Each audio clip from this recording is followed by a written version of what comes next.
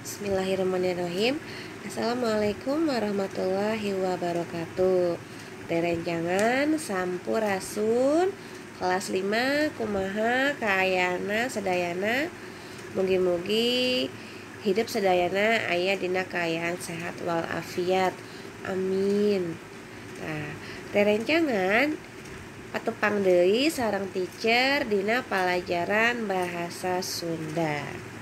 Dinten ayeuna, dinten Kamis ayeuna, di minggon ayeuna, teacher bade masihan pancen atawa tugas nyaeta maca sajak. Dinten ayeuna urang bade praktek maca sajak. Tah, ku teacher atos dipasihan contoh maca sajak judulna Lembur Kuring. Mangga ku hidep diregepkeun, dihafalkeun lirik-lirikna, upami atos hafal, praktekkeun maca sajak anu sae, teras dikirim ka teacher.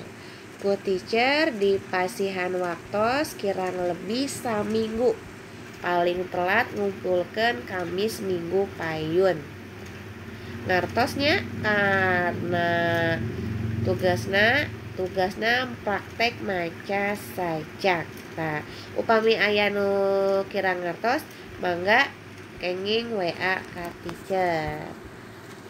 Hatur nuhun kana perhatosanana, mudah-mudahan hidup semangat ngerjakeun tugas satiu teacher.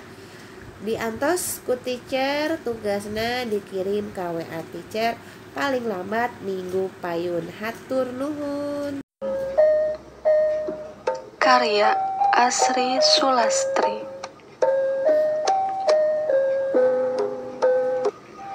Lembur kuring anu endah, di mana-mana aya sawah, matak betah tumanina, keur bagja atawa keur aya kasusah. Lembur kuring anu asri, tempat ngeunah dipake lari, bareng sobat hahahihi, nepi ka keram ieu pipi.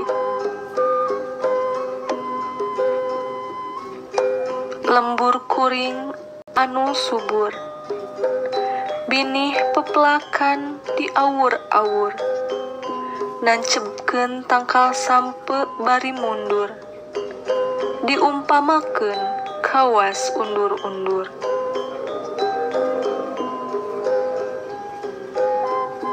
Lembur kuring anu luas, nyareuseuh di wahangan matak waas, barudak ngarojai matak was-was, diinget-inget deui matak melas.